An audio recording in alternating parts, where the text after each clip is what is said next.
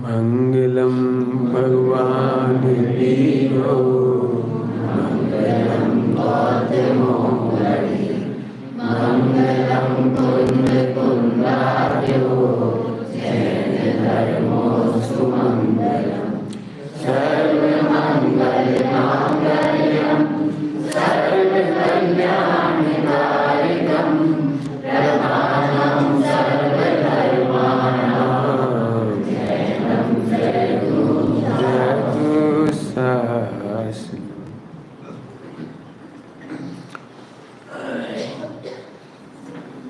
बेटे। पीछे के 4 बच्चे ने हाथ नहीं जोड़े बेटे आप लोगों ने।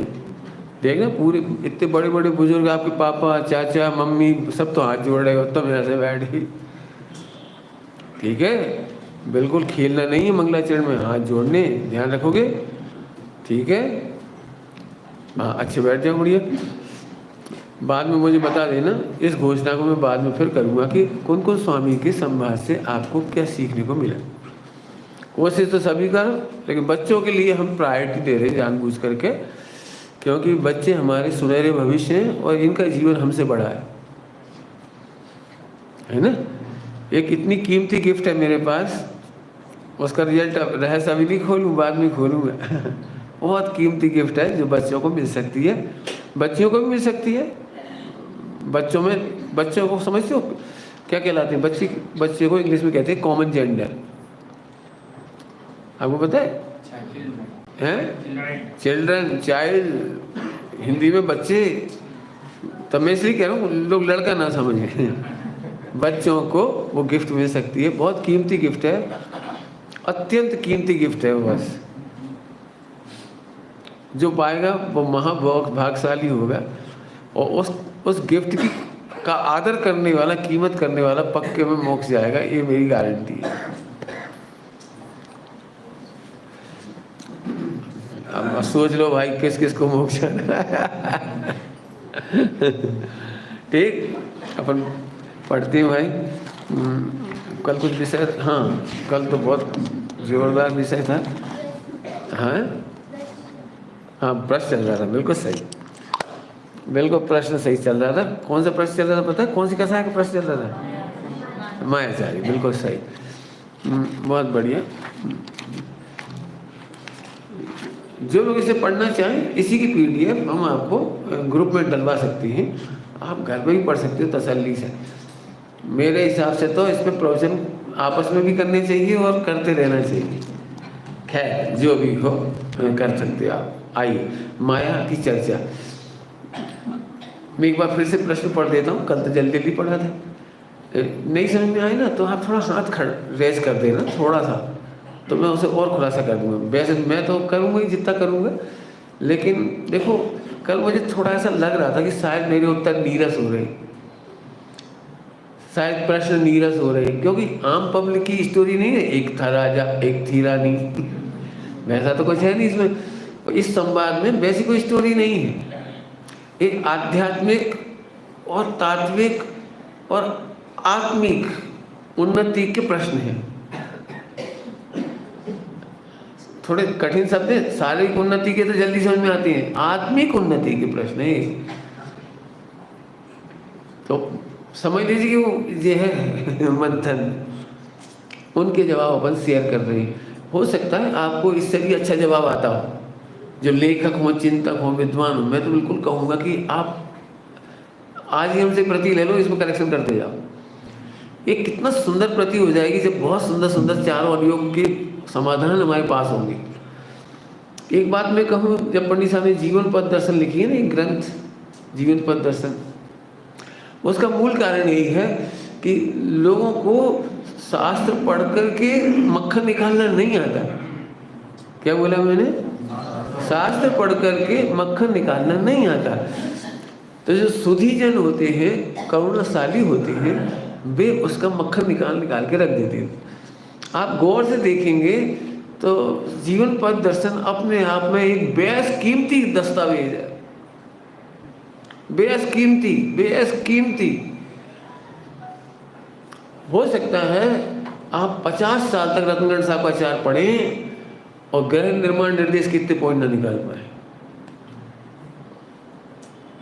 आप 50 साल तक प्रवचन सुनते रहे और बच्चों का लालन पालन कैसे करना है इसके निर्देश ना निकाल, समझ ही ना पाए आप क्या करना है। ये दो बातें कहीं मैं लंबा नहीं करना चाह रहा हूँ, आप देख लेना। आप 50-60 साल में भी जो ग्रहण नहीं कर सकते उसे आप चाहें तो 5 मिनट के अंदर पढ़ के आप उसको फॉलो कर सकते हो, सुखी हो सकते हो। आप समझ गए होंगे चार अग्नियों का कितना कीमती ग्रंथ है वो। तो ऐसे ये कि संवाद के माध्यम से हमारी डे टू डे लाइफ की प्रॉब्लम सॉल्व हो जाए तो मैं समझता हूँ आम पब्लिक के लिए बहुत बड़ी उपलब्धि हो जाएगी ये संवाद। ठीक है, तो जो विद्वान हो इस पर बिल्कुल विचार करें और करेक्शन कर सकते हैं तो करेक्शन करें, गलत हो तो उत्तर वो सही कर दें, सही उत्तर जोड़ दें, बिल्कुल फ्री छूट, फ्री हैंड। जैसे आजकल नहीं हो तो मार्केट में इंटरनेशनल फ्री ट्रेड नीति, फ्री मार्केट फ्री ट्रेड नीति, अपनी फ्री ट्रेड नीति है। आइए अब मैं पढ़ता हूँ। कितने साल का बच्चा था वो? 11 साल का। तुम कितने साल के हो गए हैं? 10। कोई बात नहीं, अगले साल मिल लेना।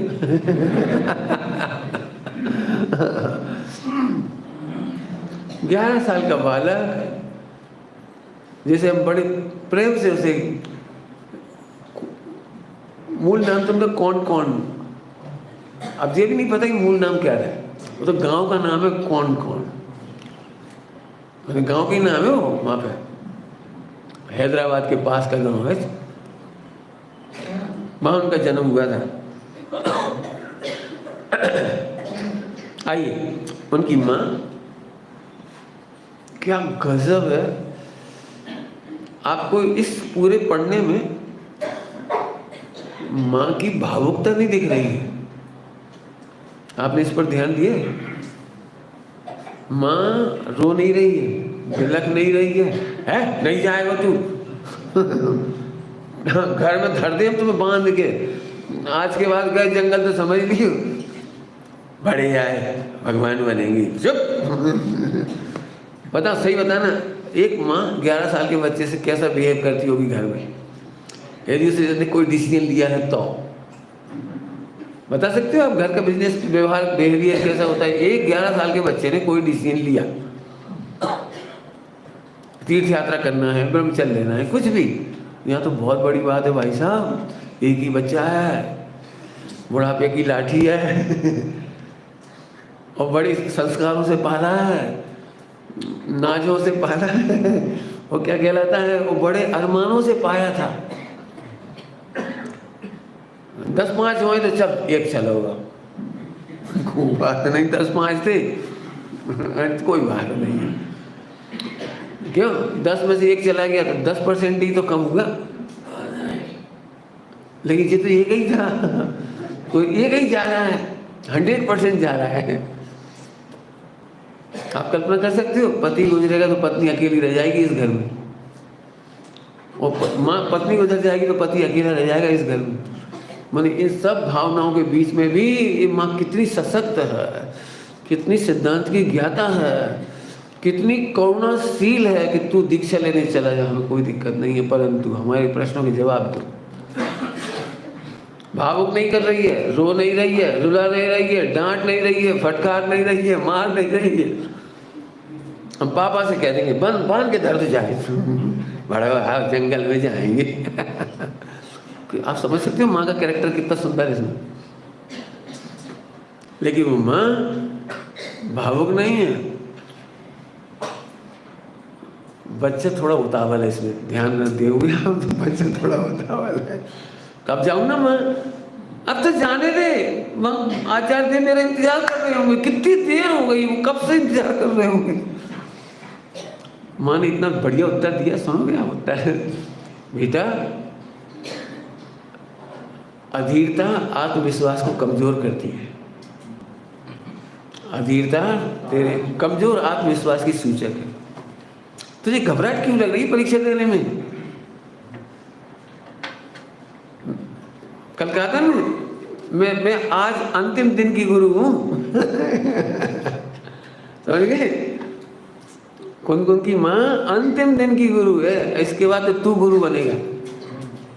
आज तू मुझे अंतिम प्रणाम करेगा और 1 घंटे बाद मैं तुझे प्रणाम करूं। मैं तेरे को अपनी पाठशाला की परीक्षा किए बिना नहीं जाने दूंगी। वाह, हमने 13 साल पढ़ाया, 11 साल, परीक्षा नहीं लेंगे हम। और बेटा दक्षिणा मांगे बिना नहीं छोड़ेंगे हम तुम्हें। अब सोच रहे दक्षिणा क्या क्या होगी, पता नहीं क्या क्या होगा। बेटा, अधीरता आत्मविश्वास की कमजोरी की सूचक है। आपके पास खरा सोना हो तो ऐसा लो, दिखा लो भैया, कोई को दिखा लो, कहीं जजवा लो। 1 घंटा रुको, 1 घंटा में जांच की रिपोर्ट आएगी। हम ये वाला वो केमिकल लगाएंगे तो 1 घंटे में रिपोर्ट आ बैठेगा। हम बैठे हैं शांति से। सुनो, हमें अभी डाउट है, इस 2 घंटे में रिपोर्ट आएगी, क्या करोगे? जिन्हें बोलो चौकस है तो क्या दिक्कत है? दिन भर बैठे, हमें क्या करना है? तुम तो देख लो, मन भरे से ले लेना। ऐसे जिसका आत्मविश्वास, तत्व निर्णय, स्वानुभूति और भव्यता चौकस है, उसे परीक्षा से कोई डर नहीं लगता। आपको समझ में आ रहा है? कुछ परीक्षा से डर नहीं लगता। जिन्हें परीक्षा से डर लगता है वे घबराते, और पता नहीं घबरा के क्या आरोप लगाते, जो हमें मुनि नहीं बनने देंगे, ये तो चाहते ही हम नरक चले जाएं। उल्टा गुस्सा निकालता है। तुम काहे को चाहोगी? हम तो जाना थे, तुम हमें खाते नहीं देख सकते। आजकल के बच्चे आरोप लगा देते मम्मी पापा से, हम तो जाना थे तुम नहीं चाहते हम घूम फिर लें। हम तो जाना थे नहीं, ये तुम्हारे तत्व निर्णय का अभाव है, आपके आत्मविश्वास की कमी को दर्शा रहा है। बेटे, भावुकता में जितनी जल्दी उत्थान होता है उससे जल्दी पतन होता है, और इतना भयंकर पतन होता है कि कोई बचाने वाला नहीं मिलेगा। माँ कह रही है, ठीक है? तो अब पढ़ता हूँ। बेटे, अच्छा दिखने का भाव मायाचारी का जनक है। अब कितने लोग आएंगे इस दायरे में? सरलता से कठिनता की ओर चलो। यदि आपको नींद भी आ रही है ना, तो आप मायाचारी से भर जाते हैं, क्योंकि अच्छा दिखना चाहते हैं।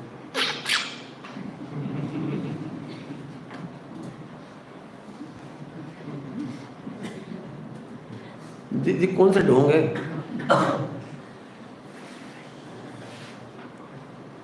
जी है क्या? समझिए, टांग हिल रही है, इसी जग रहे, तुम जब मत सोचिए हम सो रहे हैं। पूजा में मन नहीं लग रहा, लेकिन किसी को लगना चाहिए हमें लग रहा है, ये मायाचारी है। तो फिर पंडित जी क्या करें? पूजा में मन नहीं लग रहा तो करें कि नहीं करें? खतरनाक उत्तर है, हम क्यों दें? हमसे पूछोगे तो हम पुरुषार्थ से सूचक उत्तर देंगे, पूजा में मन लगाओ। और हमारा उत्तर यदि हम कहते हैं मन लगे तो करो, नहीं करो तो मत करो, अब बहु हाल सब भग जाए। पंडित जी ने कही थी मन नहीं लगे तो मत करो, और एक फार्मूले को सब जगह लगाओ। धर्म में मन नहीं लगे मत करो, 10 लक्षण में मन नहीं लगे मत करो, प्रवचन में मन नहीं लगे मत करो। इसलिए मैं पहले ही कह दिया, मैं खतरनाक उत्तर मैं क्यों दूँ? क्या उत्तर दूंगा मैं पुरुषार्थ का? बोले कौन बोलेगा बच्चों में से? हैं? मन लगाने का पुरुषार्थ करो। सब मन नहीं लगे तो एक उत्तर तो होगी। सुनो, इतना स्वरूप विचार करो। टोटम जी की भाषा में बोलो, बढ़िया प्रतिज्ञा वाले स्वरूप में आया है, प्रतिज्ञा लेने के विधान में। इस पूजा के करने से क्या लाभ होगा और कौन से दोषों से बचेंगे, इनका विचार करो। करो, आप करो ना, क्या दिक्कत है? क्यों 1 घंटे या प्रवचन में नहीं बैठे होते और अकेले होते कमरे में, माँ नहीं होती, पिताजी नहीं होते, तुम अकेले होते, ईमानदारी से हाथ खड़े करके बताओ, क्या आपके हाथ में इस समय मोबाइल नहीं होता, टीवी नहीं चल रहा होता, अखबार नहीं पढ़ रहे होते, अथवा आराम से खींच के नहीं सो रहे होते। फिर मोबाइल में कौन सा ऑप्शन होता बता सकते हो, कौन सा ऑप्शन होता और नहीं होता? स्वरूप का विचार करने पर हाँ अब बोलो, मन लगता है, मन लगता है, मुझे भटकना नहीं है। आपको पता है आप सब कितने भाग्यशाली हैं जो प्रवचन सुन रहे हो। आपने अभी सम्यक दृष्टि और मिथ्या दृष्टि ये नहीं करना। आप असंख्यात जन्मों के दर्शन मोहिनी का अपकर्षण करते हो, अपकर्षण करते हो, मोह का उपशम करते हो, असंख्यात जन्मों का, थोड़ा बहुत नहीं। और मिथ्या दृष्टि जो भोगों में लगा रहते ना, वो असंख्यात जन्मों का बंद करता है। ऐसी भोग अच्छी है, ऐसी भोग बढ़िया है, ऐसी भोग बढ़िया है। तो इस भाव में भी शरीर के क्षय का कारण, बुद्धि के क्षय का कारण, बुद्धि विकल्प सुनना शब्द विक्षिप्तता, ये दुर्भोगों का फल है, दुर्भोगों की अनुमोदना का फल है। यार विचार तो कर, जिस स्त्री को तुम देख रहे हो, एक तुम्हारी पत्नी ऐसा कर रही होती, तुम्हारी बेटी ऐसी कर रही होती, तुम्हारे प्राण निकल जाते। और तुम देख रहे हंस के देख रहे। सुनो, अब तुम्हारी जिंदगी में दाम्पत्य जीवन खराब ना हो जाए इतनी सी घटना से, मोबाइल में गंदी फिल्में देखने वालों के दाम्पत्य जीवन ना खराब हो जाए तो हमसे कह दे।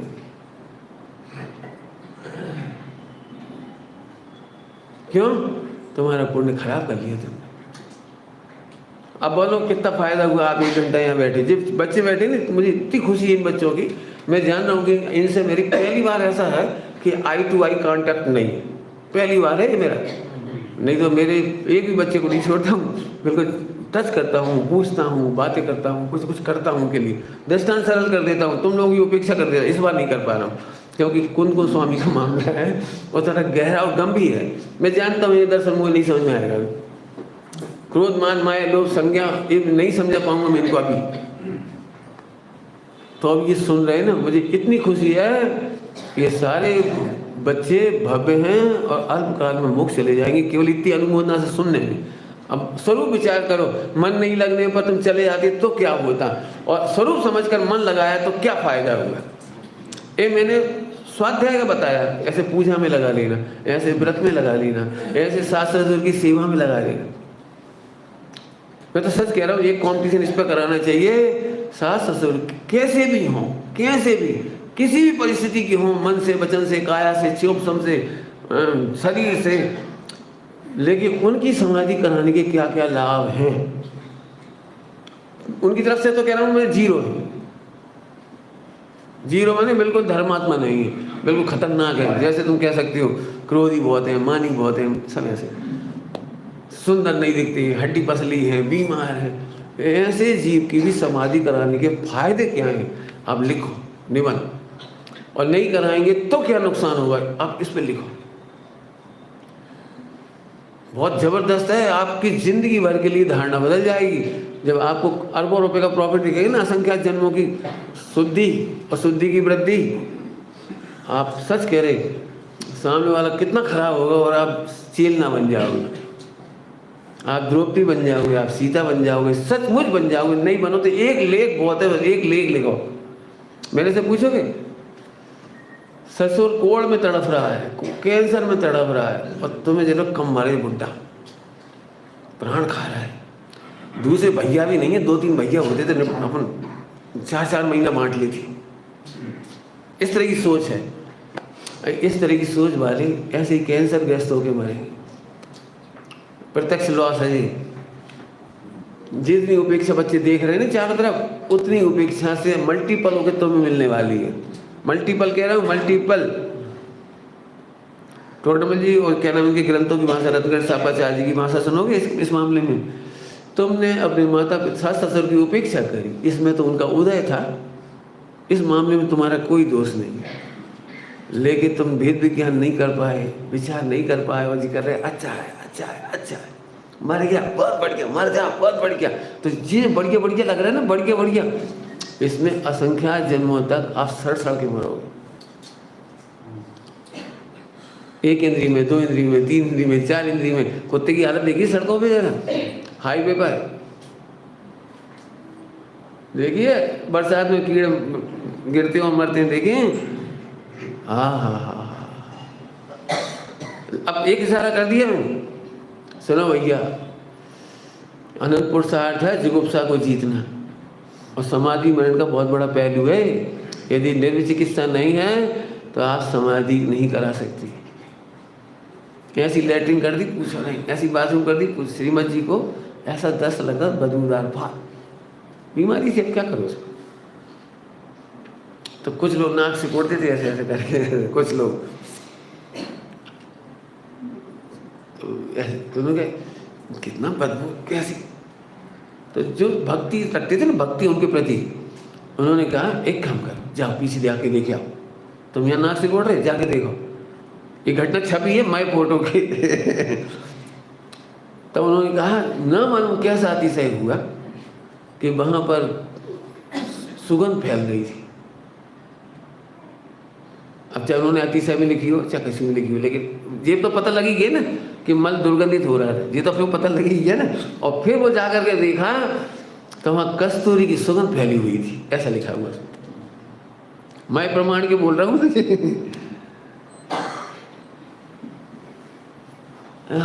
सुनो चेल, अब सोचो जितने आराम से तुम मैना सुंदरी पढ़ लेते हो, मैना सुंदरी अल्पकाल में मोक्ष जाएगी।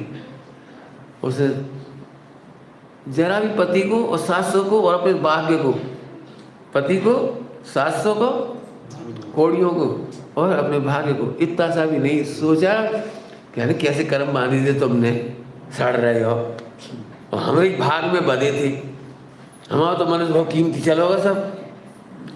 ये कुलायना नहीं दिया, इसका फल है स्त्रीलिंग का छेद हो गया, 2-4 छेदों में मोक्ष जाएगा। अब बताओ ये सस्ता सौदा है कि महंगा सौदा है? आप सब अभी मुनि नहीं बन सकते, आर्यिका नहीं बन सकते, बड़ी बड़ी तपस्याएं नहीं कर सकते, लेकिन इस तरह के गुण जीत लिए जाए, इस तरह के निर्विचिकित्सा आदि, अल्पकाल में मोक्ष होता है। ये मत सोचे हम कपड़े बदल लें, ये मत सोचे हम तपस्या कर लें वहाँ जाके, और हम ऐसे घंटों पढ़ लें, 10 घंटा पढ़ लें, 5 घंटा पढ़ लें। ये मत सोचो। निर्विचिकित्सा सम्यक दृष्टि के 8 अंग, अल्पकाल में मोक्ष के कारण नहीं। कुछ बोलूं क्या कह रहा हूँ? सम्यक दृष्टि के 8 गुण मैंने बहुत विस्तार से प्रवचन किए इसके, ऐसे नहीं किए 1 घंटे में। इसकी पूरी सीरीज है मेरे सम्यक दृष्टि के 8 अंग पर, बहुत बड़ी सीरीज है। मुझे इसकी बहुत महिमा है, बहुत महिमा है। बीच में आ रही बात कह रहा हूँ मैं, मुझे सारे विद्वानों से बहुत हृदय से अपील है, बहुत हृदय से निवेदन है, ये समझ लो कि व्हाट्सएप को निर्णय का मंच मत बनाओ, मीडिया को निर्णय का मंच मत बनाओ। तुम इससे सिद्ध होता है तुम्हें सम्यक दर्शन नहीं है, इसलिए उपगुण स्थितिकरण का अता पता नहीं है। कौन है डॉक्टर साहब जिनको अपन धज्जियां बिखेर देते हैं? कौन है जतीश भाई जी जिनकी धज्जियां बिखेर देती? कौन है फलाचंद जी?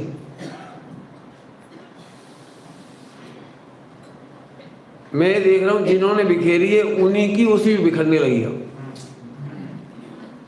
तुम क्या समझ रहे हो? अब रतगढ़ साहब का शादी इतनी प्यारी बात लिखी है, दूध का धुला तो कोई नहीं है।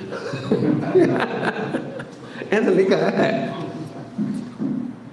है पढ़ना 10 लक्षण के प्रकरण में, दूध का धुला तो कोई नहीं, कोई किसी मामले में कम है, कोई किसी मामले में कम है। इसलिए श्रावकों को एक दूसरे की कमियों को उपगमन करना चाहिए, लिखा है। हम सभी मामले में अच्छे हैं क्यों, और तुम सब मामले में अच्छे हो। बहुत बहुत मेहनत के पार्ट है। मैं फिर कह रहा हूँ सम्यक दृष्टि के 8 अंग में मेहनत करो। कुछ तो समझ गए सारा अभी यार।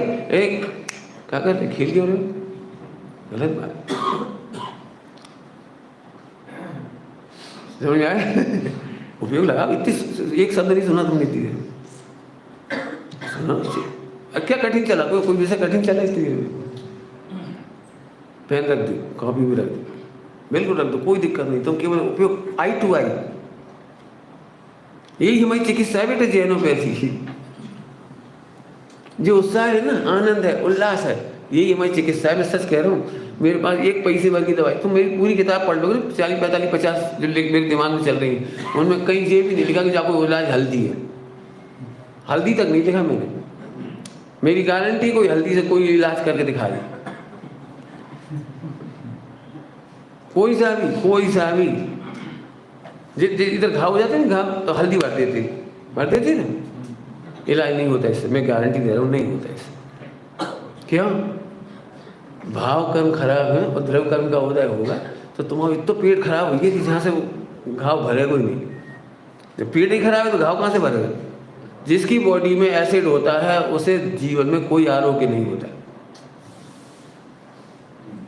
आरोग्य नहीं होता, आंखें खराब होती है एसिड वाले की, नपुंसक होता है वो, फेफड़े कमजोर होते हैं एसिड वाले की, सारी बीमारियां होती हैं एसिड वाले की, विक्षिप्त हो जाता है वो। और कैसे होता है? अब जो भाव कर्म में बताना पड़ेगा, जब भी तो समझ में आएगा होता कैसे। दुखी, घुटन, अधिक, सब ऐसे ही। हम बढ़ गया, ये एसिड का कारण है। ओह सब अच्छे, एसिड निकलता चला जाए। अरे गटर में पड़े हुए हीरे को देख के मुस्कुराना, ऐसे पापों में डूबे हुए अन्य चोर को देख के मुस्कुराना एसिड गलाने का कारण है। अच्छी भाषा में बोल दो भैया अशोक जी, मेरे में चिकित्सा एसिड गलाने का कारण है। हमारी जेनोपैथी अब तो समझ नहीं, थोड़ा सा सहारा हमारी जेनोपैथी गप्पे नहीं तुम्हारी, जे करा लो। जो लोग कहते हैं ठंडी पट्टी से सही होता है, मैं कह रहा हूँ नेचुरोपैथी जेनोपैथी से कोसों दूर है। आयुर्वेद तो भगवान माले के बाको।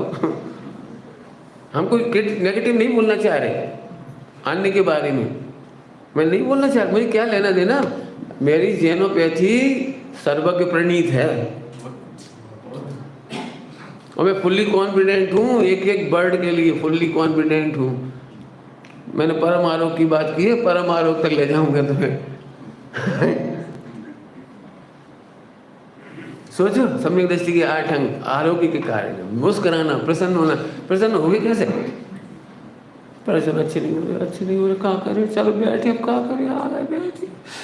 एसिड बनेगा, यहीं बैठे एसिड बनेगा। मैं प्रूव कर सकता हूँ, या बिल्कुल मत सोचना कि मैं गप्पे ठोक रहा हूँ ना, मैं इमोशनल कह रहा हूँ। मेरा 100% सत्य डायलॉग है। ऐसा नहीं है पाप का उदय मुझे नहीं आता, ऐसा नहीं मुझे तकलीफें नहीं होती होंगी या मेरे को एक्सपेक्टेशन पूरी हो रही। कोई ये मत समझना मेरी 100% एक्सपेक्टेशन समाज पूरी कर रही होगी, लेकिन मैं दुखी नहीं हूँ, बस खत्म। क्या? भवितव्य को निमित्त मिलते हैं, निमित्तों से भवितव्य नहीं मिलता। क्या बोला मैंने? तुम तो शास्त्री हो, है ना? क्या बोला डायलॉग? बोलो बेटे। भवितव्यता से नहीं, भवितव्यता के लिए निमित्त मिलते हैं, निमित्तों से भवितव्य नहीं मिलती। सरल दृष्टांत दोगे बेटे? प्रखर। अब तुम घबरा गए हो एकदम, थोड़ा सा हो ही जाते बच्चे इमोशनल। कोई दृष्टांत नहीं दो, हम ही दे दे रहे, तुम दोगे बेटी? 10 साल से निमित्त मिला रही थी, वो मोड़ी को ब्याह ना भाव, और ब्याह होने को टाइम आओ, चट मंगनी फट ब्याह होगा। उत्तर समझ गया दृष्टांत? खूब सोचत रहे हो जाए, सोचते बेबी खूब सोचत रहो। काम नहीं होने हुई है तो नहीं हुई है, अपन मुस्कुरा। होने हुई है, झट 2-4 इधर से जुड़ेंगे, 2-4 वहां से जुड़ेंगे, 2-4 वहां से, और देखते देखते सारा काम हो जाए।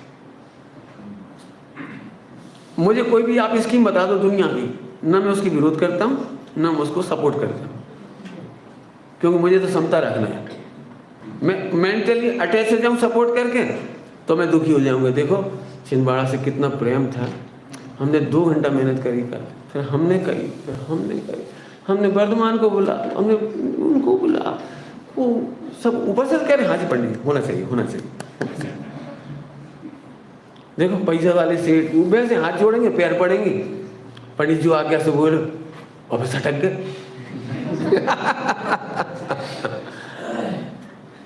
बिल्कुल दुख नहीं मुझे, क्यों? मैं सपोर्ट में समझ लेना अच्छी तरह, मेरा जीवन का सिद्धांत एसिड नहीं बनाना मुझे। क्या बोल रहा हूँ? मुझे एसिड नहीं बनाना है। एक भी व्यक्ति साथ नहीं देगा ना, मैं अपने जीवन डायरी में लिखा है, लिखा है, क्योंकि जब मैं चला था ना, मैंने कल बताया था थोड़ा सा, मुझे कोई अनुकूलताएं नहीं दिख रही थी बाहर में, कोई पूरे देश में बहुत अच्छा माहौल नहीं दिख रहा था मुझे, मेरी जितनी बुद्धि थी उसके अनुसार। आज तो मुझे बहुत अच्छा दिख रहा है। उसकी तारीफ कल की थी, फर्स्ट 3000 ईयर्स, पंचम काल के दी बेस्ट गोल्डन पीरियड है। कौन के लिए? भाई जो 124-23 है ना, 123, उनके लिए, मैंने उनके लिए कह रहा हूँ, मतलब मिथ्या दृष्टियों के लिए सुपर है, सम्यक दृष्टियों के तो लिए कितना अच्छा होगा। मुनिराजों के लिए इस उंडव सर्पणी में दी बेस्ट पीरियड है 3000 वर्ष मुनिराजों के लिए। आप क्या समझ रहे हो? श्रावकों के लिए दी बेस्ट पीरियड है 3000 वर्ष का। अब मैं ऐसा सोच खुश होता हूँ, तो ऐसे कहाँ से बने हो? और मैं रोता रहूं बैठे बैठे, ओ 123 में से 65 जाएंगे, और अभी तो 2.5 जा रही, ऐसे ऐसे कितने निकल गए होंगे अपन तो रोता बैठे बैठे। किसी भी बात को लेकर रोना नहीं, टेंशन नहीं करना, स्वस्थ रहने का इस तरीका। मैं सही बताऊं, मैं कोई इलाज ही नहीं करता कोई से, मैं केवल भेद विज्ञान कराता हूँ और कुछ नहीं कराता हूँ। मेरा डायग्नोसिस में थोड़ा समय लग जाता है, 2 मिनट का नहीं मेरे पास। आप मेरे साथ 10 घंटे रहो, 5 घंटे रहो, 20 घंटे रहो, तब मैं आपको डायग्नोसिस करके बताऊंगा कि भाव कर्म में यहाँ मात खा रहे हो, इसलिए द्रव्य कर्म का उत्कर्षण हो रहा है, असाता का उत्कर्षण हो रहा है, इसलिए तो वहीं आंखें खराब हो रही, इसलिए तुम्हारा ब्रेन कमजोर हो रहा है, इसलिए तुम्हारा पेट कमजोर हो रहा है। इतना समय लगता है। आप सोचो, अब तुम समझ रहे मैं क्या सिखाऊंगा आपको? जो डॉक्टर बनेंगे, सबको तो नहीं सिखा सकता मैं, इसलिए मैं कहूँगा यदि डॉक्टर बन के तैयार हो जाओगे तो फिर मेरी ट्रेनिंग अलग से होगी, वो पूर्णतः चारों अनुयुक्त सम्मत होगी। बिल्कुल मैं गारंटी देता हूँ, कोई माइकल उसे चैलेंज नहीं कर पाएगा। मैं बिल्कुल इमोशनल नहीं होऊंगा उसमें। क्यों? क्योंकि चारों अनुयुक्त का विवेक रखना है उसमें हमें, तब जाकर उसका इलाज होगा। बात तो क्या चल रही थी, मेंटली सपोर्ट करेंगे तो परेशान हो जाएंगे तो एसिड बनेगा, और अपोज करें तो फोकट का एसिड का बोले। अरे होना ही होगा तो होगा, काली नहीं होगा तो समता, वेद विज्ञान। जो दुखी होगा उस प्रकरण को लेके उनसे सहानुभूति, जो कर लेंगे पीठ ठोक देंगे, वाह बेटा वाह, तुमने जैन शासन आगे बढ़ाया, हमें बड़ी खुशी हुई। आपने तो 2 ही हाथ चांदी। अपना क्या जाएगा? समझ गए? आरोप का कारण, मेरे आरोप का कारण बता दिया मैंने। ये तो जो निकटवर्ती रहता ना, इसको सब मेरे जीवन के सबसे ज्यादा संस्मरण इन बच्चों को मालूम पड़ते हैं। क्यों? ये फोन पे अचानक कोई घटना घटती है और बताते हैं, तो ये लोग तो बेचारे थोड़े, भाई साहब कैसा लगेगा, बताएंगे नहीं बताएंगे, और फिर बताते हैं तो मैं 1 सेकंड में क्या, हाँ बट ओके, क्या दम इसमें, तो आपको कुछ लगा नहीं, कुछ लगने का है, भविष्य में क्या लगने।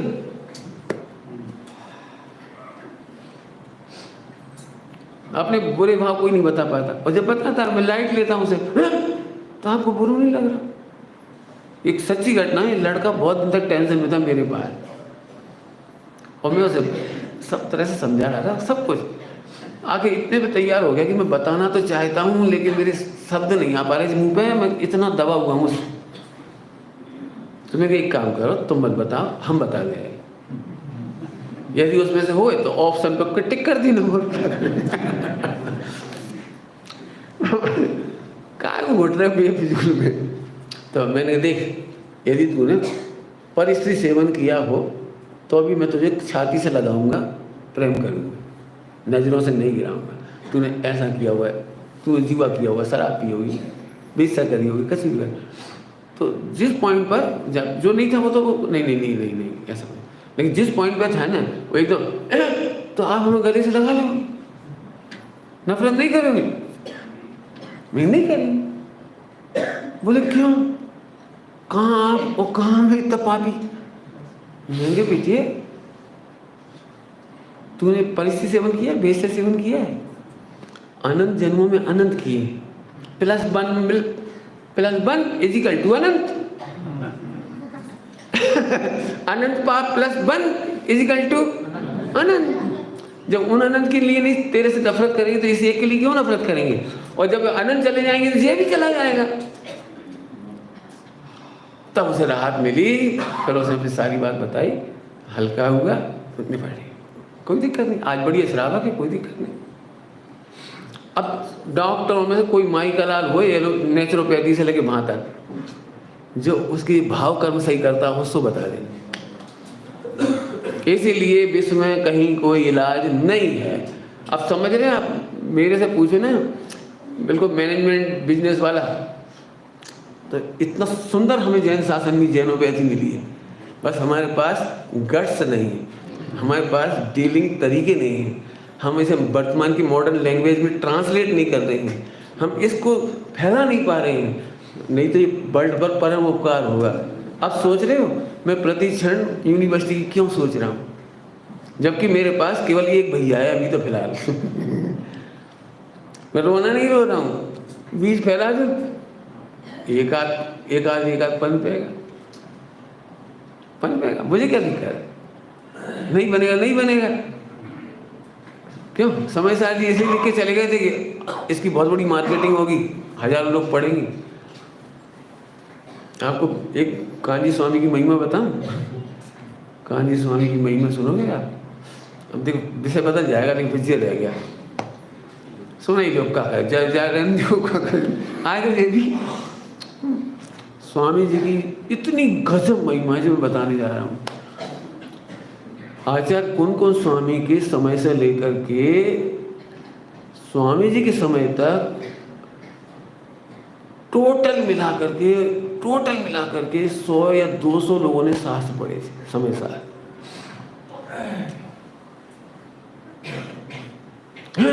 बस क्यों? इस पे मैं प्रश्न क्यों खड़ा कर रहा हूँ? आप 2000 वर्षों का इतिहास उठा के देखो, स्वाध्याय की स्थिति क्या थी, शिक्षा की स्थिति क्या थी। आप क्या समझ रहे? जो संघ बीच में तो कितने काल रहे ही नहीं, कितने काल था, तुम नहीं संघ के वो नहीं रहा। भट्टारकों के काल में भट्टारकों की स्थिति देख लो आप, पूरे देश में यदि एक स्वाध्याय हुई हो अध्यात्म की, छिपी हुई है, बनारसी दास जी वगैरह, राजमल जी पांडे वगैरह, गिनती के लोग। उधर जाके देखो आप दक्षिण में, तो हालत बिल्कुल ऐसी कि वो निकलने ही नहीं देते थे ग्रंथ। इसका सबूत ये है कि कन्नड़ी प्रति थी ना वो सठखंडागम की, उसके पढ़ने वाले 2-3 बचे थे। ओल्ड कन्नड़, आपको पता है समय साजी ओल्ड कन्नड़ में लिखा गया है। ये तो बीच के आचार्यों का उपकार है कि उन्होंने न्यू कन्नड़ में कर दिया और संस्कृत में कर दिया उसको। संस्कृत मतलब वो लिपि बदल दी उसकी, देवनागरी जैसी। ये बीच के काल में हुआ है, और उसके बाद 1000 वर्ष बाद जो काम हुआ आचार्य कुन कुन स्वामी और जयसेन स्वामी वगैरह, आप जरा पूरा जाके देखो। कर्नाटक में समय सार जी आज हजारों लोग पढ़ रहे हैं, उसका एकमात्र गुरुदेव को है। और मैं समझता हूँ यदि पूरे 1000 वर्ष पढ़े, 2000 वर्षों में 1000 लोगों ने पढ़ा हो मान लो, और समझा होगा वो कितनों ने, वो तो पढ़ने की बात कर रहा हूँ। आपको पता है कर्नाटक में कन्नड़ लिपि में समय सार जी पहली बार प्रिंट हुआ है गुरुदेव के बाद। कन्नड़ लिपि का एक भी ग्रंथ प्रकाशित समय सार जी नहीं है। अब सोच सकते हो जब प्रति नहीं छपी होगी तो पढ़ी कैसे गई होगी। और ताड़पत्र मिलना कितना दुर्लभ था, सड़ सकते थे, फट सकते थे, गल सकते थे, लेकिन देते नहीं थे। हमारी तुम्हारी बात नहीं चल रही, विवेक को पता होगा, अशोक जी शायद आपको भी पता होगा। फूलचंद जी तक को नहीं दे रहे थे, टोडरमल जी साहब तक को नहीं मिली। सोचो तो जरा, फूलचंद जी को भी नहीं मिली। डॉक्टर हीरालाल जी ने आंसू बहाए, पढ़ो उनकी प्रस्ताव में डॉक्टर हीरालाल जी की, आंसू बहाए, आंसू। एक एक शब्द के निर्णय में 6-6 महीने बीते हैं, रातों को आंखें फोड़ी हैं दीपक में, दीपक की रोशनी में। उन्होंने ऐसा लिखा है, यदि वो शुद्ध प्रति हमें पहले मिल जाती, जो प्रिंटिंग के बाद मिली। आपको पता है प्रिंट हो जाने के बाद 1932 के बाद मिली है वो। उन्होंने फिर कहा कि हाँ हाँ चलो चलो आप हमसे लेके मिलान कर लो। तब उन्होंने कहा था, उस प्रति को देखकर हमें लगा हाय हमारे कितने वर्ष बच जाते यदि वो पहले मिल जाती तो। आप समझ सकते हो जिनवाणी की, गुरुदेव की महिमा समझ में आई कुछ? मैंने क्या कहा, आज हजारों लाखों लोग यदि समय सारणी पढ़ रहे हैं और कर्नाटक में पहुंची है, गुजराती में कब छपी पता है आपको? गुरुदेव के बाद, गुरुदेव के बाद कितना तूफान चला है। अब आप अनुमान लगाओ क्या तूफान चला है। आज समझ में आए कुछ? 1000 लोगों ने पढ़ी होगी 2000 वर्षों में, और आज लाखों लोगों ने पढ़ी है। इसलिए हमें लगता है कि पूज्य गुरुदेव श्री कोई अद्भुत प्रभावशाली है। हम ऐसे गीत नहीं गाते उनके। ये मैंने एक छोटा सा मूल्यांकन बताया समय सारणी के माध्यम से। यदि आप मेरे से कहोगे ना, तो मैंने बेदिन भी देखे, आप लोगों ने तो देखे ही होंगे, बुजुर्ग लोग जो राजी हैं उन्होंने देखे होंगे, जो मैं कहना चाह रहा हूँ। मैंने बेदिन भी देखे हैं जब मंदिर में प्रवचन ही नहीं होती थी। 10 लक्षण में केवल वो ढोल मजीरा गा के, वो 10 दिन गाना गा के जाता था, पैसा ले जाता था वो बुज्जक। इतनी खराब दिनों में से निकाल कर आज तो समोसन लग रहा है। आज तो इतने सब बच्चे सुन रहे हैं इतनी सूक्ष्म सूक्ष्म बातें। ये बच्चे तो क्या कहें ना, तो रोज रत्न दो इनाम में। इतने प्यारे भव्य जीव तुम्हारे घर में जन्मे, कितने बढ़िया जीव हैं, और फिर भी रो रहे। एसिड नहीं बने तो क्या हुई?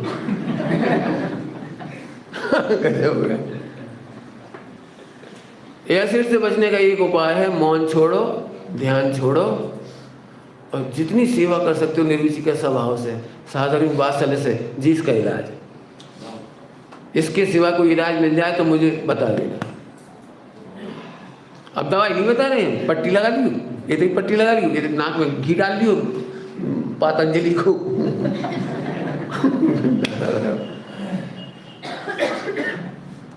आप समझ सकते हो मेरी कितनी विशुद्ध जैनोपैथी है, जिसमें घी नहीं है, तेल नहीं है, दवाई नहीं है, केवल भाव कर्म सही करने का रास्ता बता रहा हूँ। और आप भी क्या चाहते हो पता? समय सारणी क्या करता है? भाव कर्म का इलाज ही तो करता है, और क्या करता है? अब जितने एसिड वाले होंगे थोड़े थोड़े खुश हो गए होंगे शायद। एसिड सबसे ज़्यादा बीमारी है, पता है आपको? दुनिया में सबसे ज़्यादा बीमारी एसिड की। कब की? उससे कम होती है। और पित्त की, पित्त तो एसिड नहीं आ जाता है, बात। अब इसकी अब हमें नहीं पढ़ा रहे बात पित्त का, चलो। क्या कह रहे थे? बड़े अच्छा दिखने का भाव मायाचारी है। जल्दी जल्दी पढ़ते। फिर समस्त आचरण करना सरल है, आचरण में शरीर का आचरण। समस्त आचरण करना सरल है। लाइन बोलो, 6 डाला की हिमांशु बोलो, क्या सोच रहे? सुने नहीं? 2 बार बोला हमने। बोलो भाई, कौन बोलेगा? मुनि व्रत धार अनंत भार गिरीवा को बजायो। बेटा समस्त आचरण करने का सरल है। सुनो बेटे, परंतु श्री गुरु से 200 का निवेदन करना हो, जिन लाइन पे तो फिर घंटों बोले जा सकते। कौन कौन सी चीजें अपन छिपा जाते हैं। पति पत्नियों के बीच में भी जो बीमारी की मूल जड़ है ना, वो यही है। पत्नी कितने सारे भावों को पति से छिपाती है और एसिड की शिकार हो जाती है। और बात बिल्कुल छोटी होती, छोटी, जैसे 100 रुपये सब्जी के लिए 80 की सब्जी आई, 20 रुपये छुपा रहे। पति को भी फर्क नहीं पड़ता, अरे तुम मालकिन हो घर की, लेकिन उसको इतनी सी अक्ल नहीं कि अपन मालकिन हो। भाई का लग रहा चोटी आई नहीं करी जब तक काहे को मारे। 80 की सब्जी आई, 20 रुपये बचा लगे। अब दिन भर सोचे थे, ये भगवान पूछना ले, हिसाब में पूछ ले, हिसाब में पूछ ले।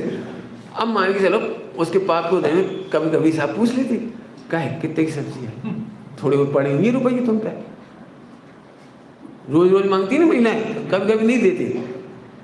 अरे इतने तो पड़े होंगे तुम पे, ये तुम कहाँ समझा, तो हमका पैसा था।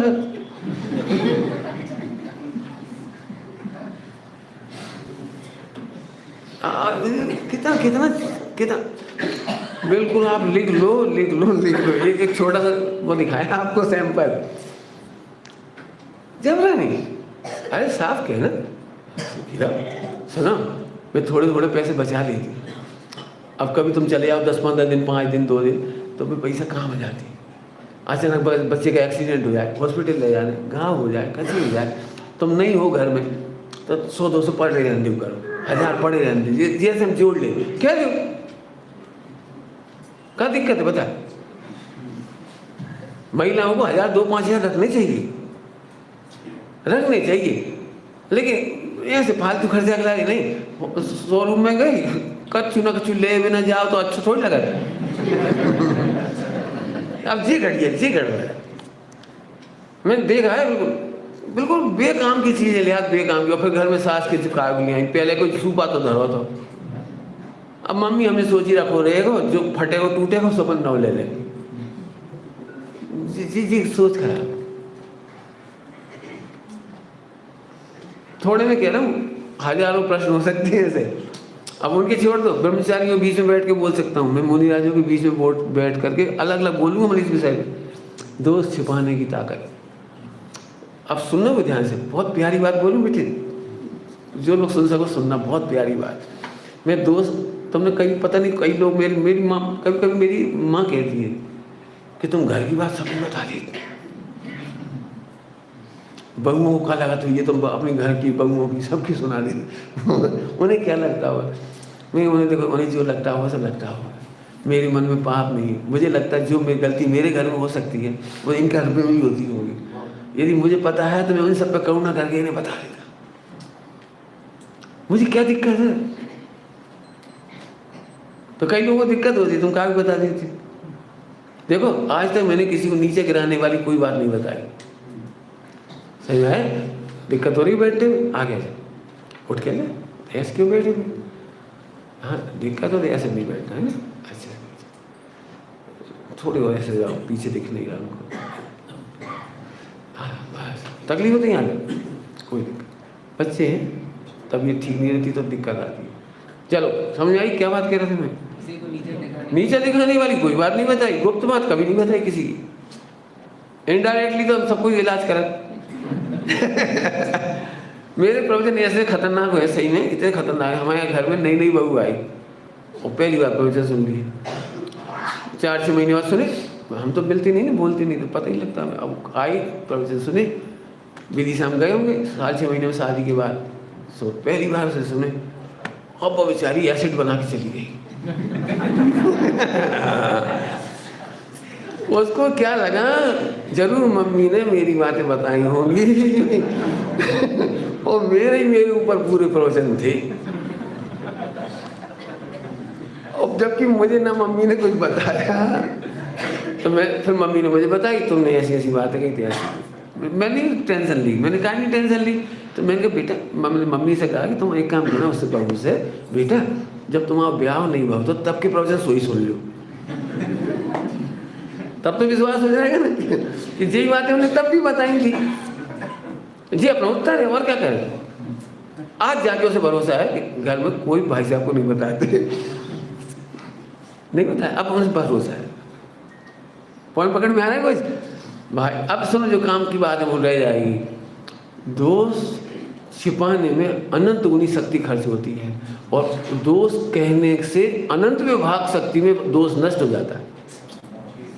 आत्मा का अनंत वीर नष्ट होता है एक दोष छिपाने में, और कहते ही अनंत वीर प्रकट होता है, अनंत सामर्थ प्रकट होती है, अनंत विशुद्धि प्रकट होती है, निर्मलता प्रकट होती है।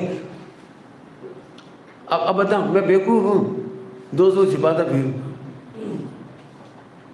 मतलब क्यों छिपाऊं? मैं अपने दोस्त नहीं छिपाता, मैं बिल्कुल धड़ाधड़ कह देता हूँ, कह देता। मैंने लिख दी, मैंने अपने जीवन में एक लिखी, जैसे मुझे बनारसी दास जी बहुत अच्छे लगे, उन्होंने अपने जीवन चरित्र लिखा ना, अर्थ कथा, मैंने भी लिख दिया। बिल्कुल लिख दिया, बिल्कुल खुल्ला। तुम चाहो तो मैं उस पर प्रवचन कर सकता हूँ भली समान।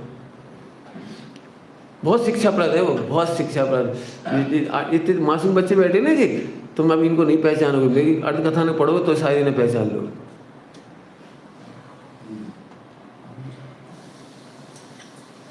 पढ़ना। अभी तक तो गुप्त है, किसी को दिखाई नहीं है। पंडित साहब के सिवा किसी को नहीं दिखाई होता अपनी जीवन डायरी, गुप्त है, लेकिन लिखा इसलिए है। क्या दम है इसमें? फिर से बोलो, बहुत फायदे की चीज बताई मैंने। क्या फायदे की चीज है? अपने दोष छिपाने में आत्मा का अनंत बल नष्ट होता है, और अनंत में भाग शक्ति में तो वो दोष मिट ही जाता है। नहीं समझ में आएगा जी? मैंने 1 रुपया खर्च करो इलाज हो जाए, और छिपाए रहो से 1 करोड़ खर्च, भाई बनिया हो कि नहीं हो? बोल बेटी सिंगवाड़ी, हमें क्या कही 10 को नोट ही ना बस ये बोल दे, खड़े होके बोल। हाँ ये तो तुमने आखिरी बात बोली, बाकी पहले बनिया के काम में कई बार बताओ। अब बोलो, कोई बात नहीं, ध्यान से सुनो बेटी। कौन ने सुना बेटी बच्चों में से? इसी तुमसे उम्मीद है थोड़ी बहुत। हाँ बोल बेटे, क्या सुना तुमने? नहीं सुना? नहीं सुना? किसने सुना? 2 बार कही हमने बात, बहुत काम की बात है, कौन बोलेगा? चल बेटे, इसका बड़ा भैया नहीं आया तेरा? क्यों भाई? ईशित का क्या नाम है उसका बच्चे का? हाँ जो हाँ है तो सही। नहीं सुना तुमने? चलो कोई बात नहीं, अब हम ही कह रहे हैं, फिर से कह रहे हैं, सुनने लायक बात है। बीमारी हुई और 1 रुपया में वो सही हो जाए, 1 रुपया में सही हो जाए, लेकिन अपन बात छिपाए रहे, फिर 1 करोड़ खर्चा भाव। बताओ क्या करना चाहिए? हमें क्या करना चाहिए बता? कितनी ये है बनियागिरी। छिपाने वाले बनिया नहीं है, मिटाने वाले बनिया हैं। मूर्ख है, मैं सच कह रहा हूँ। अभी आप मेरे से जैनोपैथी कहो तो मैं 1 घंटा फिर बोलूंगा। तुम छिपा के करोड़ों खर्च कर रहे, बिल्कुल साफ साफ कह रहा हूँ। ग्रंथों में इतनी बढ़िया जैनोपैथी लिखी है, सुनोगे डायलॉग आपको याद आ जाएगा। लिखा है, जिंदगी में राग और रोग को कभी छोटा मत समझो। मैंने जब भी किसी से कहा इसका ऐसा कर लेना जी मिला भाग जा। एक तो इतने प्रेम से कह रहे बेटे इतना सा करना है, अभी सही हो जाओगे, बाद में बिगड़ता चला जाएगा, बिगड़ता चला जाएगा। अब बिगड़े आज लाइलाज पड़े, लाइलाज बता सकता हूँ मैंने कौन कौन को इलाज बताया था, और आज बिल्कुल लाइलाज पड़े हुए। दुख होता है, समाधि मर। आप एक काम करूं, जो शरीर को खराब करती है भी महापापी लिखी। महापापी क्यों लिखा है? महापापी की क्या बात है? ये सब जैनोपैथी की सब्जेक्ट है बेटे। जो देह को खराब करते हैं, 10 प्राणों का घात करते हैं, उन आचार्यों को हत्यारा कहा है। पंडित जी कह रहे तुम हत्यारा? पढ़ लेना भगवती आराधना में, 10 प्राणों का घात करना द्रव्य हिंसा है। आचार्य ऐसा दंड नहीं देते जिससे शिष्य के 10 प्राणों का घात हो जाए, ऐसा दंड नहीं देते, प्रायश्चित नहीं देते उसको। इसलिए जैन शासन में दंड लिखी नहीं गई कि कौन सी गलती पर करने पर कौन सा दंड देना, लिखा नहीं है। श्वेतांबरों में लिखे, उनकी धज्जियां बिखर रही, पढ़ के देखो आप, लेकिन जैनों में लिखा नहीं है। केवल आचार्य उसी शिष्य को पढ़ाते हैं वो जो आचार्य बनने के योग्य होता है। कुछ कह गए वो ताकत की बातें हैं सब। कितना भी बड़ा पाप करा हो, लेकिन आचार्य शिष्य को मनमाना दंड नहीं देती, उसके 10 प्राणों का घात ना हो और चेतन प्राणों की विशुद्धि हो, वृद्धि हो, ऐसा प्रायश्चित देते हैं। ये 1 लाइन का वर्णन है, केवल ओनली सिंगल लाइन लिखी है उसमें। प्रायश्चित ग्रंथ अभी तक प्रिंटेड नहीं कहीं, और जिन्होंने कुछ लिखा पढ़ी करने की कोशिश करी वो फर्जी है। और श्वेतांबर का तो मैंने बता ही दिया, पढ़ना इन्हें तो पढ़ा ही होगा। पढ़ा हो प्रायश्चित वाले? नहीं पढ़ी तुमने? नहीं पढ़ी? चलो मैंने पढ़ी, बता दूंगा मैं। बहुत हल्की, बहुत हल्की, बहुत हल्की। इतना मोटा ग्रंथ है पर क्या। लेकिन जैनों में न प्रिंट हुआ, न मिलता है, और जो मिलता है वो ठीक नहीं। क्यों? उसका मूल कारण है प्रायश्चित विधान लिखा नहीं जा सकता। वही गलती तुमने की, वही गलती उन्होंने की। तुम्हारे 10 प्राण सशक्त है, उसके सशक्त नहीं है, उसे छोटा दंड दिया जाएगा, तुम्हें बड़ा दंड दिया जाएगा। सेम गलती होने पर। क्यों जी? प्रखर अन्याय नहीं है जी, ये पक्षपात नहीं है। सेम गलती कर रहे हो और दंड अलग अलग। कि हाँ, माँ का दृष्टांत है इसमें। माँ का दृष्टांत, एक बच्चा बीमार है, कमजोर है, बीमार है, और एक बच्चा बढ़िया खूब खेतों में काम कर रहा 8 घंटे। आए दोनों बच्चे आए, दोनों बच्चे, एक कमजोर एक मजबूत। सो अम्मा ने दूध दोइयों को गिलास में, सो एक में मलाई डाली और एक की मलाई निकाल के धर ली। समझ गए? इसकी तो मलाई भी निकाल ली, और जो दूसरा पहलवान छाप था ना, जो मेहनत कर रहा था 8 घंटे खेतों में, सुबह में घी और डाल था। अब वो बच्चा सब देख रहा टुकुर टुकुर। एक दिन की बात हो तो बात है, 2 दिन 3 दिन, जैसे हम तो बोले हो रहे, और भाई क्या सांड हो।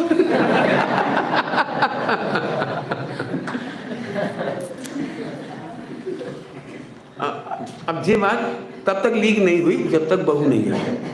अब दुबले पतले की बहू आ गई। अब्बा देख रही, अम्मा तो निश्चल भाव से कर रही थी सब, उसे तो कोई मतलब ऐसा नहीं थी बहू देख रही, चलो तो जा, मुझे निश्चल भाव से कर रही थी।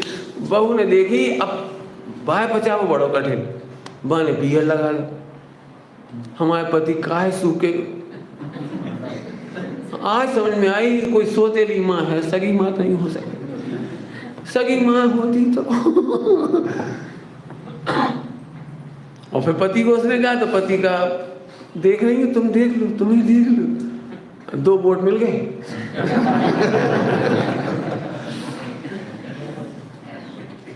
तो आगे घर एक दिन गुस्से में बात आई गई, वो सब बात आगे आई जाती है, ऐसी बात छिपती थोड़ी है, आई जाती है।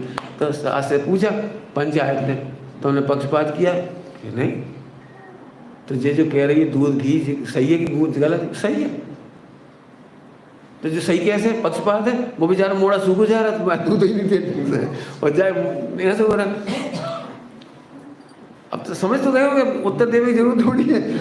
पंचायत ने क्या फैसला दिया कि माँ निष्पक्ष है, जिसमें पचाने की शक्ति नहीं है, भाई दूध दे देंगे, भाई 10 तो लग से। बहुत खराब भाषा है गाँव की, पोंकत फेरो।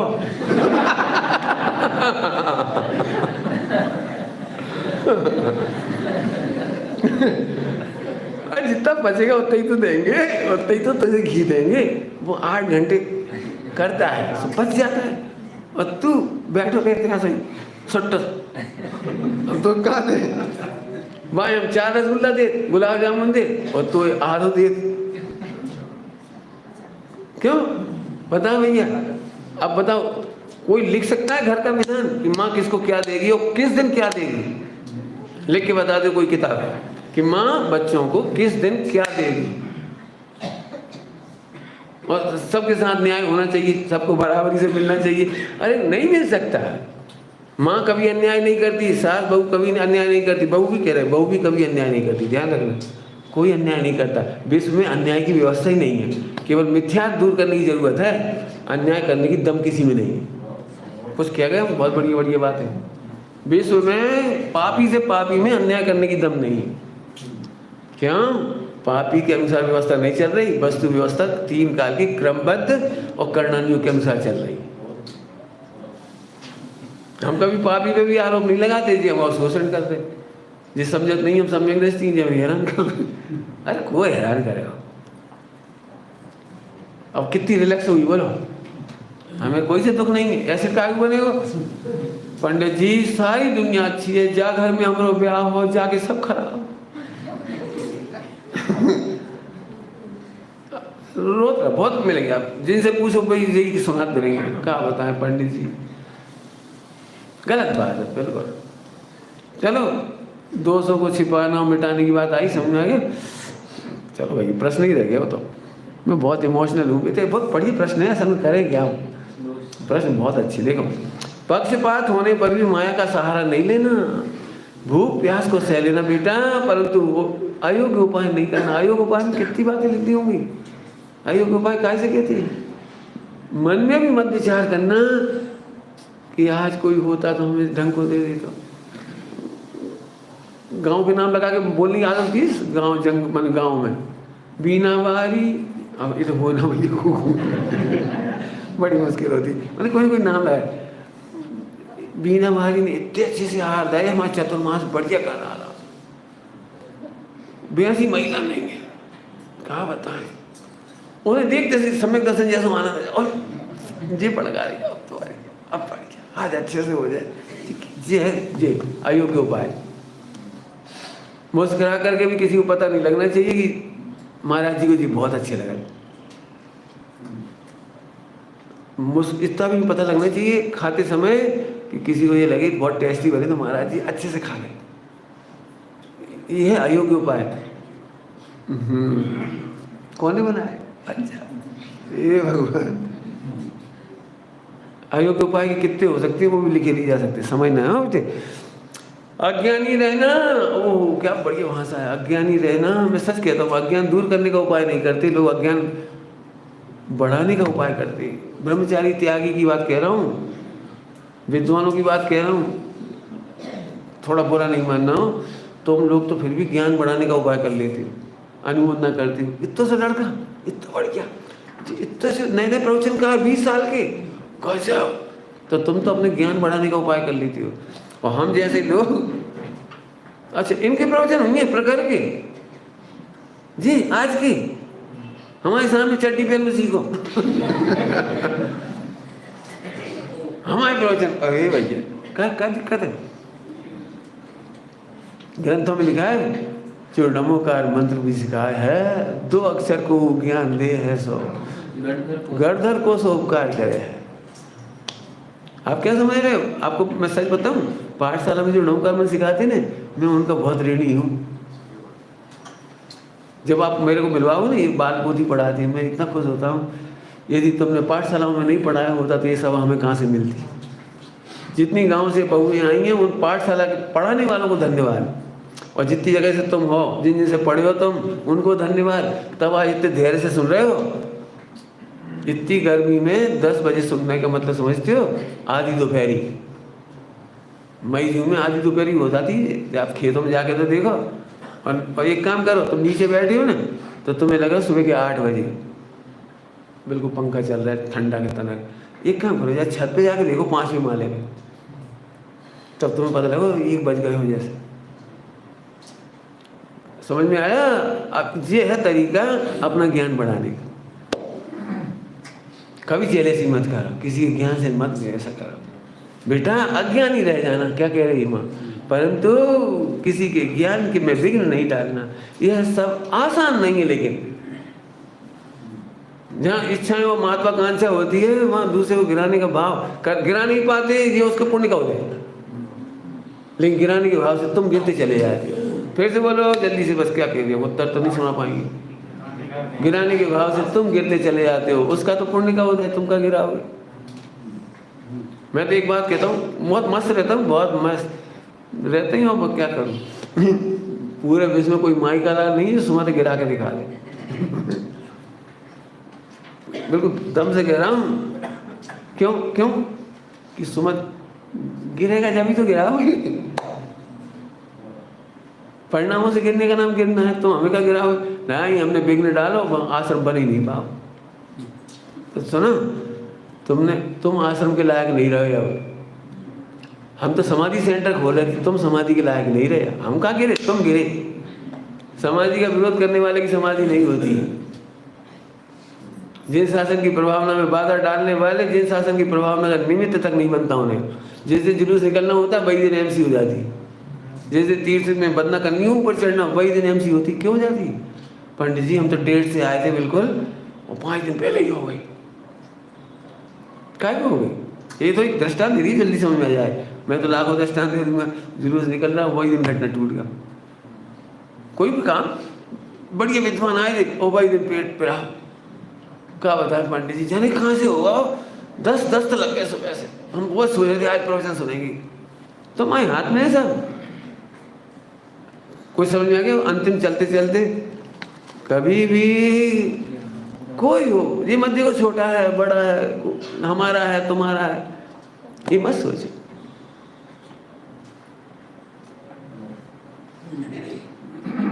बहुत करुणा से कह रहे भैया, बहुत प्रेम से कह रहे।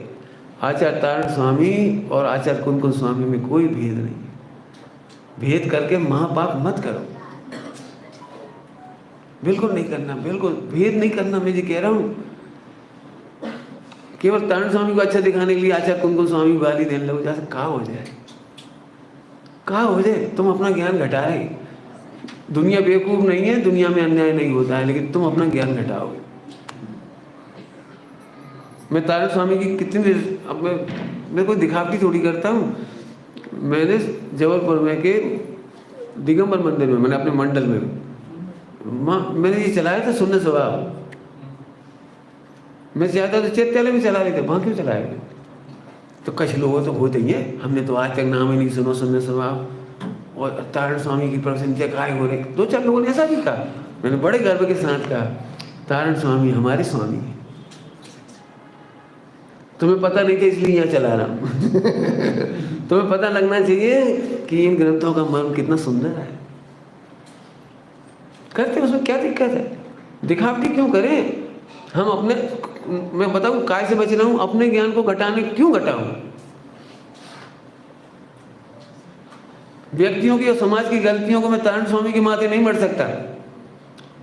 मैं आपको एक बात कह दूं, बोले चलो टाइम तो हो ही गया, कह दूं, बहुत प्रसन्नता की बात है, सुनने लायक बात है, जो बात छिपाई गई है तुमसे। तारण स्वामी की एक बात जिसका दुष्प्रयोग हो रहा है, मैं बता रहा हूँ आपको, सुनोगे आप? मैंने खुद तारण स्वामी का इतिहास लिखा है, और पहली बार मैंने दिल्ली की यूनिवर्सिटी में भेजा है वो पेपर। वहाँ पर अनिकांत शास्त्री हैं, डॉक्टर अनिकांत शास्त्री। उन्होंने कहा कि अरे हमें तो पता ही नहीं था इन सब के बारे में। अभी आपको पता हुआ तारण स्वामी के मामले में लंदन के में लेक्चर हुआ, उनके ऊपर लेक्चर हुआ। आप सुनोगे? सुना देता हूँ आपको। तारण स्वामी ने मूर्ति पूजा का विधान क्यों नहीं लिखा? 1 लाख हरिजन लोग, चर्मकार शब्द लिखा है, उनके अनुयायी बने थे। और 450 साल पहले कोई माई का लाल जैनी अपने मंदिर में चर्मकार को, हरिजन को, धोबी को, नाई को, तेली को घुसने नहीं देता था। रोटी बेटी तो बहुत दूर की बात है, घुसने नहीं देते थे, नौकरी पे नहीं रखते थे, झाड़ू पोछा की नौकरी पे नहीं रखते थे। तो तारण स्वामी ऐसे मूर्ख नहीं थे कि ऐसी बातें उठा उठा करके उनका हित खत्म कर देते। उन्होंने वो काम किया जो बहुत कलेजा चाहिए किसी को, जो एक घर में जिनवाणी पहुंचाने का, उस जमाने का काम भाई साहब, उस जमाने का। 450 साल पहले मीडिया नहीं थी, लेकिन मैसेज हजारों के पास पहुंचेगा। अब क्या गलती करी तारण स्वामी ने? वे महावीर के विरोधी थे। दिगंबर तेरहपंथ आमना के विरोधी होते तो टोडरमल जी नहीं छोड़ते उन्हें, बनारसी दास जी नहीं छोड़ते उन्हें, राजमल जी पांडे नहीं छोड़ते। लेकिन पूरे दिगंबर इतिहास में तारण स्वामी के विरोध में एक पंक्ति नहीं है। इसका मतलब है तारण स्वामी जैसा बेस्ट मैनेजमेंट वाला व्यक्ति कोई हो नहीं सकता। उस जमाने में मैनेजमेंट, अब इतनी पीढ़ी बदल गई तब भी तुम्हें नहीं समझ में आ रही, हम रोटी बेटी लेने तैयार हैं। कहाँ का कहाँ सोच रहे, ये तो सोचो।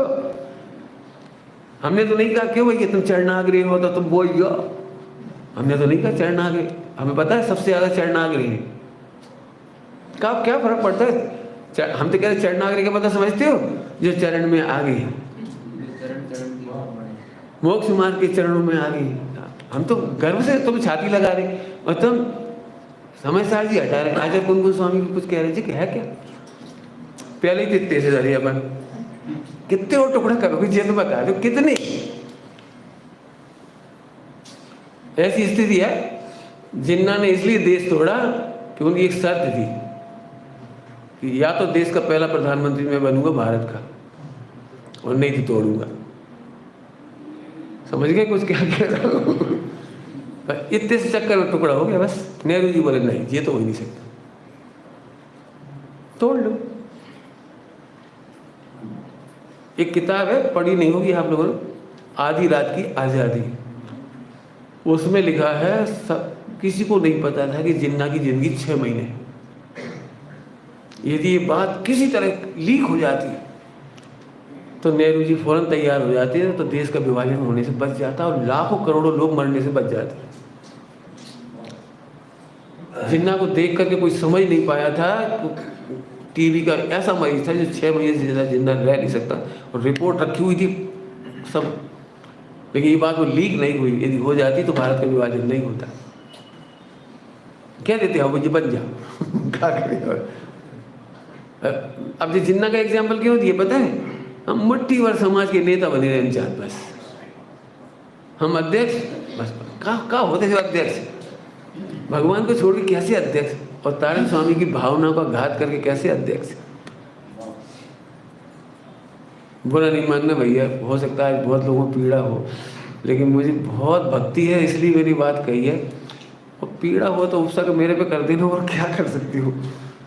लेकिन मैं बहुत हृदय से गले लगाता हूँ। मैंने एक भी ग्रंथ की आसाधना नहीं करी है। क्यों नहीं करी? काय के उत्तर में कह रहा हूँ मैं, क्योंकि मुझे अपना ज्ञान नहीं घटाना है।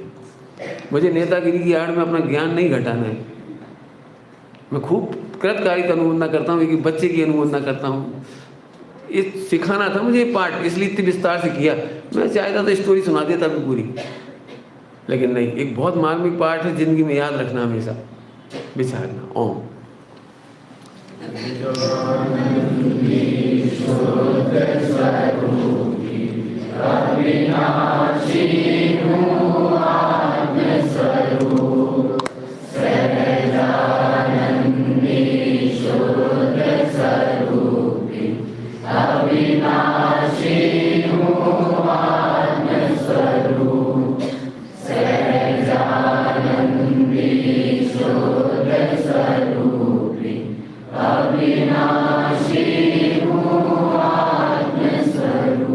देखो, भूल करके भी कोई ये मत कह देना कि तारण स्वामी आचार्य कुल से की मान्यता से विरुद्ध हैं या उनकी मान्यता के अनुकूल नहीं है। अभी तक जैन समाज ने कभी आलोचना नहीं की, लेकिन ऐसी बातें जब उठेंगी तो निश्चित रूप से क्या नुकसान होगा वो आप समझ, बहुत दुखद होगा वो नुकसान। मैं फिर कह रहा हूँ, 450 साल पहले जो क्रांति बिना मीडिया के, बिना अखबार के, बिना लाइट के कितने संकट उठाए उन्होंने। ये तो देखो उनके जीवन चरित्र पढ़ के देखो, संकट कितने उठाए। एक महापुरुष की आत्मा का हम अनादर नहीं कर सकते। 550 साल कोई बात नहीं, हिसाब तुम रख लिया करो, मेरे को हिसाब नहीं आता ज़्यादा। विचार करना है ना। चलिए।